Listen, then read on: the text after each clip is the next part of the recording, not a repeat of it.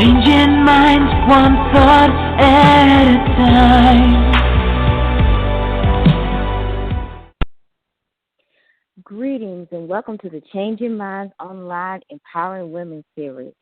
Today I am alone, but that's okay because we have a wonderful, wonderful guest on the show today. She is the CEO and founder of Malika Enterprises. So without further ado, please let me bring on to the line Malika T. Holloway. How are you doing, Malika? Hey, how are you today? I am great. How are you? I am doing very well. Thank you so much for asking, and thank you for having me on your show. Oh, it is definitely a pleasure. You know, you are doing great things in our community, and, you know, I would be remiss if I did not have you on the show, ma'am. Thank you so much. You're doing some big things yourself. I see you on almost everybody's platform, helping them out, doing what you do best in serving and being a leader at the same time. So big ups, big thumbs ups to you as well. Well, thank you. You know, and I just want to start this off with, why did you decide to be a servant leader? Why? My best answer for that would be, I didn't decide to do it. I was called to be a servant leader. It's definitely a calling. Something you decide to do any day that you don't feel like getting up and performing. You can stay in bed or you can just not do it. So when I say I was called to do it, it's something that I know that God has put in me to do, and He really just put me on earth first to serve, while leading people to walking in their purpose and being, the blessed and the bold women and men that they are called to be. So it's not anything that I decided to do, because to be honest with you, some days, because I'm human, some days I don't feel like doing anything. But I know that, this is an assignment on my life. It's an assignment. It's something that, I'm mandated to do. So that's how I would respond to that. Well, a lot of people think that it's a decision. They Right. don't think that that's a calling. And so the reason why I asked you that is because we wanted to go ahead and clarify that thing. That even though you may not want to do it, you are ordained to do it. And right, that absolutely is, yes. And, that is a misconception out there when we use the term servant leader. And I know the title of today's interview is Your Own Kind of You. And from what I have seen, Malika, your own kind of you is being a servant leader and helping the people find their own kind of them. Am I on the right track with that? Oh, absolutely. I think society, as a whole right now is really keen on, people being authentic and really being themselves and not being imitations of anyone else. Now, we do know that history repeats itself. However, we also know that we were all created unique. Everyone's fingerprints are completely different. As many as over 3 trillion people on this planet, everyone has a unique set of fingerprints. And so my purpose, my call, my mission, my goal, whatever it is to, encourage, inspire, and motivate people to be who you are and be it exactly the way that you were created to be it. You don't have to look at, Beyonce or Michelle Obama or Oprah or Bill Gates, anybody, that's pretty much that we look at every day or that's gone before us. I mean, we all aspire to have some aspect of them, whether it be money, riches, fame, anything of that. But we're all called to make it to their level just in our own way, because there's someone on this planet. Well, there's more than one person, but there are people on this planet that only you have the power to influence or motivate or inspire. that only you have the words, downloaded into you from heaven to say to them that, speaks directly to their life and to their situation. And so that's why I always encourage people to be exactly who you were created to be. People are not going to like it. They didn't like Jesus. So what? Jesus didn't change. So I always encourage people to be exactly who you are. Own who you are and walk in it. Don't be afraid to be who you are, thinking, wondering what's everybody going to say. Because at the end of the day, no one else matters but you and who you're called to impact. Because if you don't do what you're called to do, then some hundreds of thousands of people out there, that's going to stunt their growth. And it's going to keep them from being who they were called to be because you decided that you didn't want to get in position and live in, your own truth about who you were created to be. Oh, my goodness. You are speaking my language because my sister, I'll say it in a minute, you can't let somebody else take you off your path because you and only you can answer to that path that you were supposed to be put on. And you cannot let other people's problems and opinions take you off what you were ordained to do. Right? Right. And Absolutely. So when you came up with that topic, your own kind of you, that really spoke to me because it was saying, okay, I'm owning all of this, the good and the bad. I own this. So, right. And that's such a power statement, your own kind of you. So I can assume that it took us a minute to get to this place. So can you tell us about how you became your own kind of you? Okay, and that title came from my first published blog that I wrote exclusively for the Huffington Post. I didn't write it on my personal blog. I said, this is my first one. I'm going to write it and see if Huffington Post will publish it. And within about probably 48 hours, it was up. So that was my first published blog. And as you said, it did not come easy. It did not come overnight because at 26 years old now, there's still a lot of stuff about myself, that I have to talk about and share with people during my speaking engagements or in books that I write that I'm not too comfortable with sharing. I'm just like, I know that it's my truth, it's my story, but it's like, do I really want people to know that?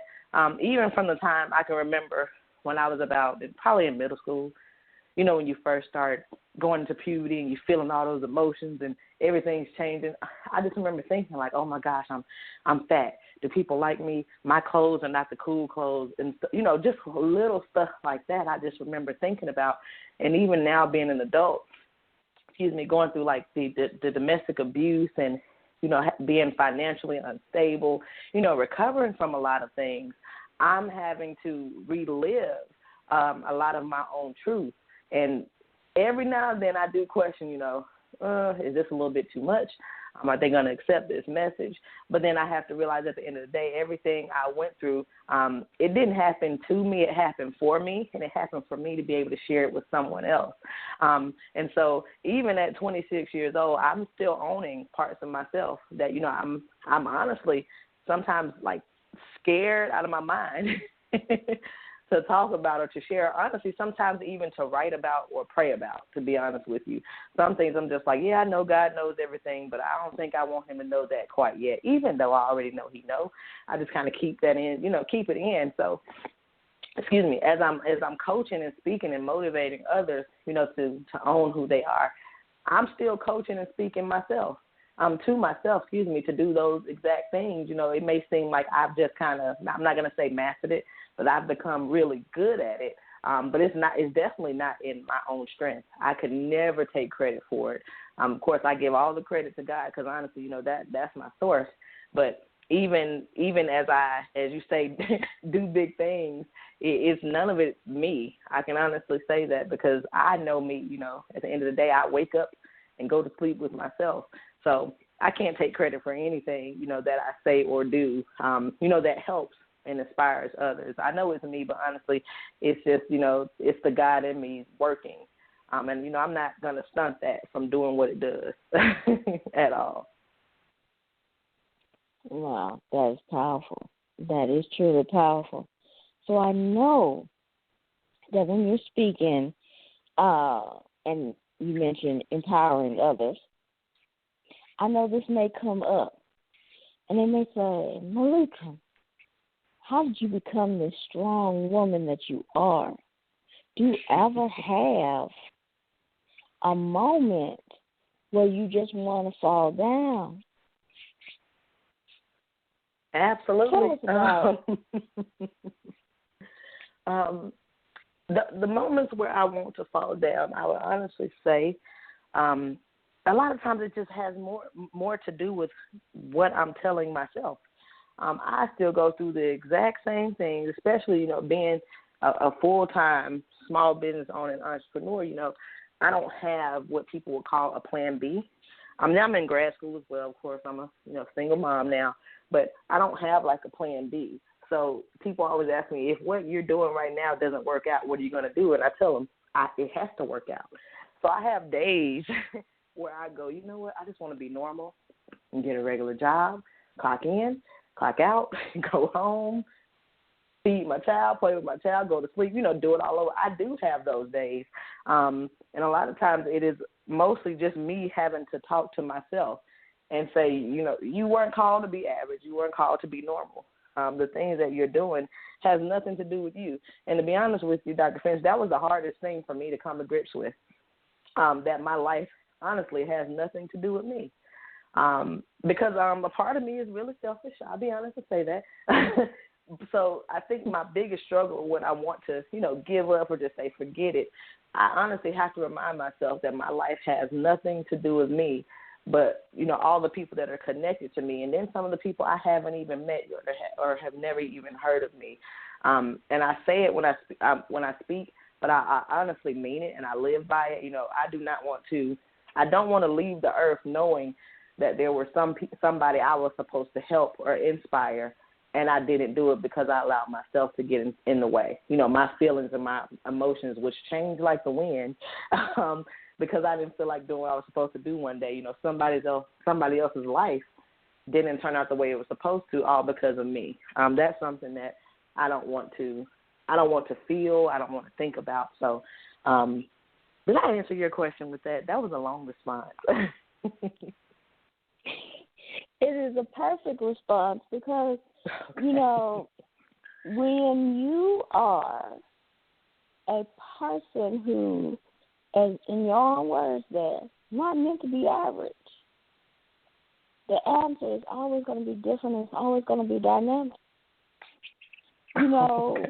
I definitely want to applaud you for living in your truth. There's a lot of people who were not meant to be average, but they're forcing themselves into an average box. Absolutely. Oh, man, that's powerful. So true. And so, yes. And, you've seen it. I've seen it, too. And you know the look of it.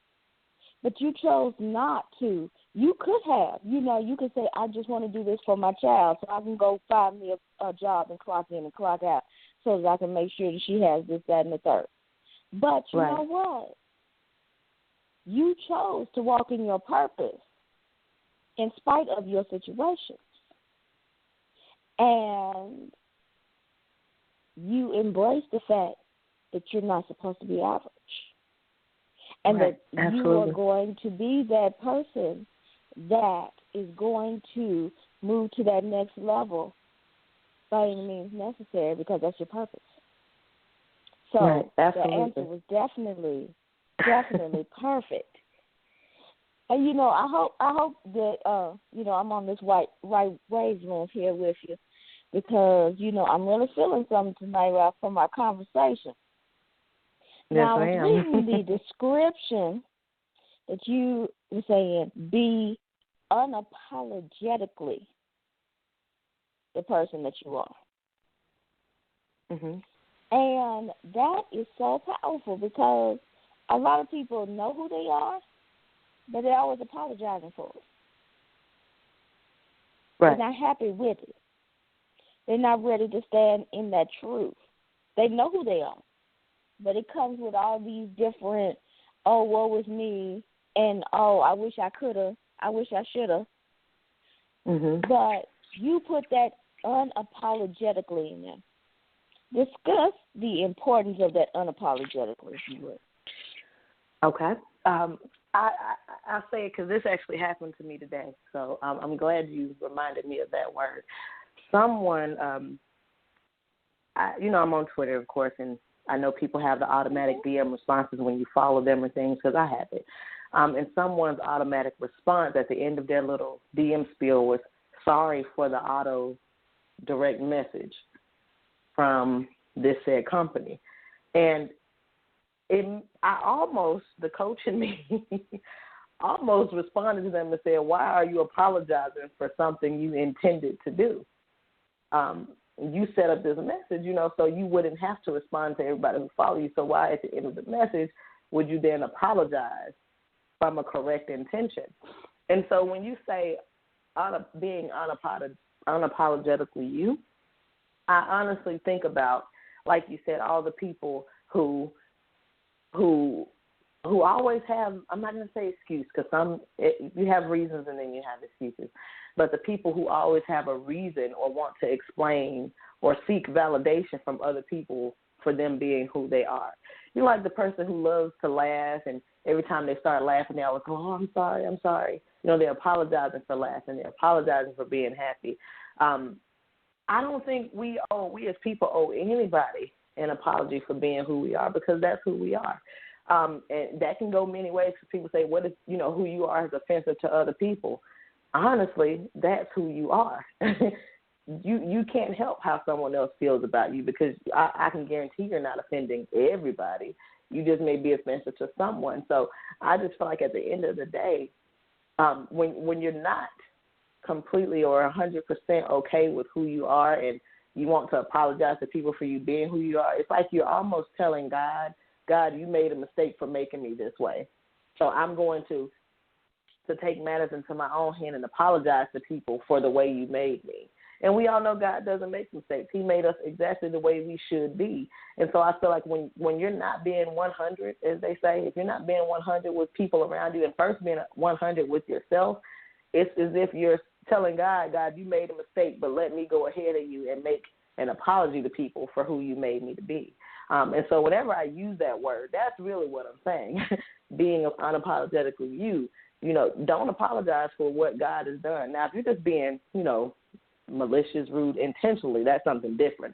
But I'm just saying, your demeanor, like me, I have a dominant personality. Some people, it comes off, rude every now and then. It's not rude, but I'm just very direct because that's my personality. And I don't apologize for it. I don't say, well, I'm sorry if you're intimidated, or I'm sorry if I say something to offend you. I don't do any of that. Because I can't apologize for who I am because I know that God made me the way I am for a reason. Now, not to say I definitely am not rude or, do anything intentionally, but I'm not going to apologize for being who I am. That's powerful. And believe it or not, it takes people years to get to that point. Oh goodness. Wow. It takes people years to get to that point. Right. And the more I grow, the more I'm seeing that. I'm kind of glad I'm getting it early. I'm going to be honest with you. I really am. Agreed. Because, and as a coach yourself, you will see this, in your practice now, I assume, and, further along the line in your practice. And what do you tell your clients when they come to you and they say, how do I get on the road to being unapologetic? Lead me. First, you have to be honest. Before you can be honest with anyone else, you have to be honest with yourself. And exercise that I do occasionally, especially with people who ask me that question, how do I find my purpose? I tell them, write down 2 lists. 1, everything you love about yourself, and then 2, everything you hate. And then in that list that you hate, write down things that you wish you could change as well. Because in making those lists, you will find, honestly, that there's a lot more you like about yourself than you dislike. And sometimes the things that we dislike about ourselves we project that onto other people.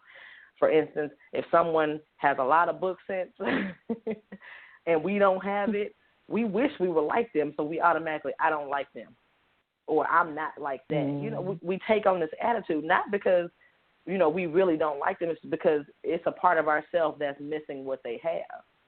And so we kind of wish we had that. So that's the exercise that I do.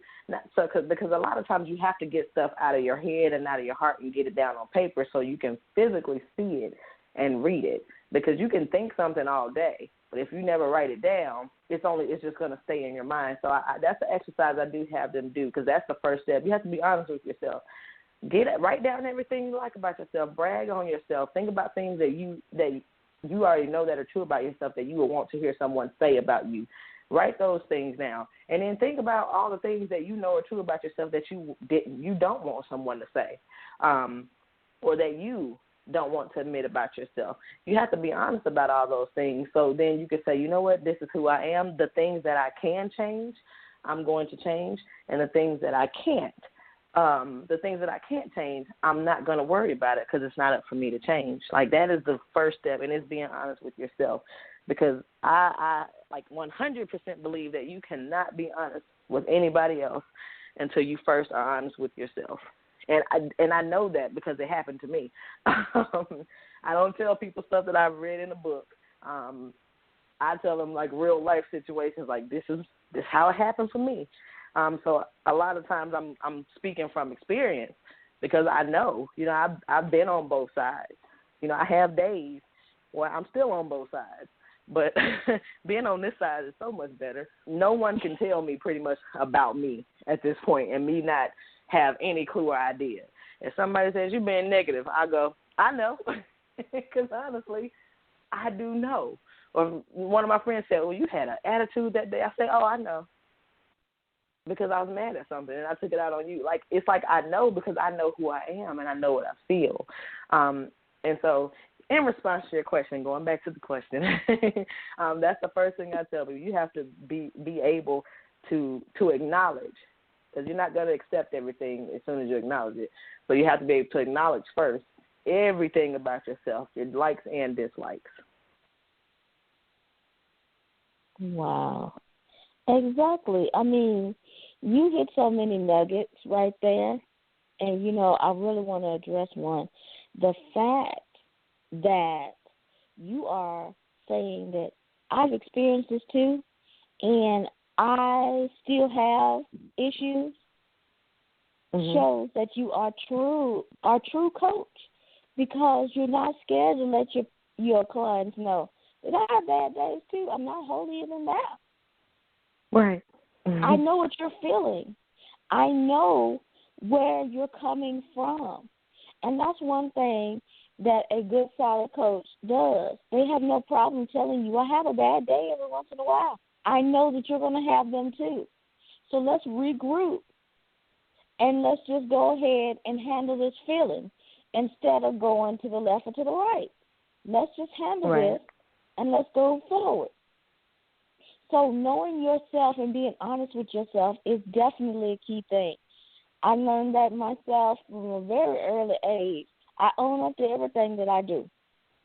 I own up to everything that I do, because I'm like, look, this is me. I know that I'm a different type of individual. I am my own type of me too.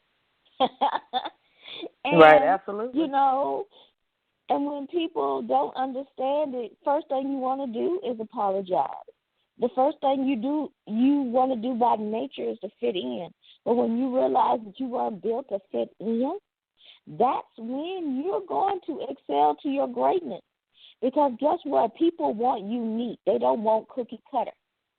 And as soon as you embrace your uniqueness, that is when you have hit pay dirt. Woo. Absolutely. But that is so true. See, and that is one of the reasons why I definitely had to have you on the show, because there's so many women out there who are unique but feel they need to put themselves in that round peg when they know they're a little square peg, but they're trying to stuff themselves in this little round peg. Stop the stuffing. be your square peg, and it's okay that people don't understand you. Guess what? It's not meant for them to understand you. Your path is for you. Now, you may want some support. You know, everybody wants some, but guess what? You're going to thrive if you don't have it. Right. And I'm speaking to the choir with that. You know, but eventually the right people are going to come into your life that are going to be that support system that you need. They're not going to be these Johnny-come-lately type of people, though. So don't expect these people who are cookie cutters to support you. And don't feel bad when they don't. You know Absolutely. what I'm saying? Because when you are a unique individual, you attract uniqueness. And uniqueness is not everywhere.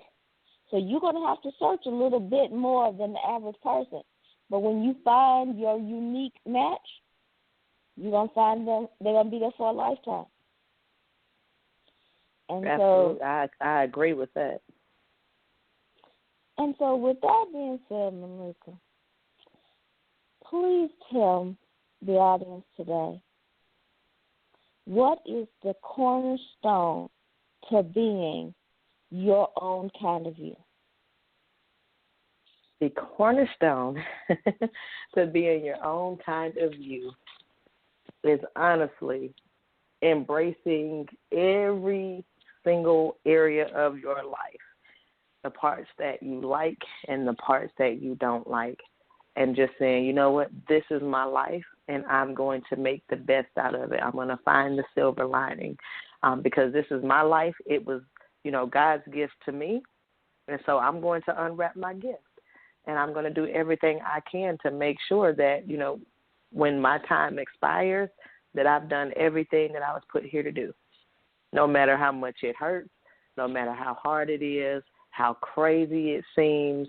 None of that is going to affect the end result. And the end result is you walking and living in your purpose and helping as many people as possible do the exact same thing. Your purpose is to help other people know that, you know, they are not alone on this earth. We are all on our own individual journey. That is the cornerstone to being your own kind of you. Now, I appreciate you giving that nugget to the audience tonight. Now, we have touched the personal you, but we have not touched the professional you. So can you tell us a little bit more about the Official Malika Group and what you do and how they can find you? First, you can find me on www.officialmalika.com. And on that website, you can see pretty much everything I've done, everywhere I've gone, everywhere I am going. You can see the services that I offer as far as life and business coaching and consulting. You can also see my writing services as well as editing and ghostwriting, proofreading. And then, of course, as a speaker, you can also book me as a speaker. I also have my personal blog on that site, then have links to, like I said, almost everything that I've done. So you can find me there. That's my website. And then online, I do have a Facebook-like page. It is just Malika Holloway. Then my personal page is Malika T. Holloway, and then everything else on Twitter, Facebook, Instagram, what else we have? Blab, Periscope. And you can also find me at Official Malika. I think that's really what everybody knows me for anyways, is Official Malika. But my name, my full name is Malika Talia Holloway. Ooh, she dropped the full name on us, y'all. You know, we're special now. Right. Oh, my goodness. I can't believe that we have actually been talking for 30 minutes. Can you believe that? Right. That went by so fast, but it was a powerful 30 minutes. It was a powerful 30 minutes. Yes. Yes, it was. I want to thank you so much for being on the show tonight and for dropping these wonderful nuggets about being your own kind of you. And we look forward to everything you're going to be doing in the future, and I definitely would love to have you back on the show at some point. Oh, absolutely. Whenever you have me, I'm ready to go. All right. Well, you know what? I'll be calling you, my sister. All right. Just let me know. I'm good. Thank you again so much. I really, really, really appreciate it.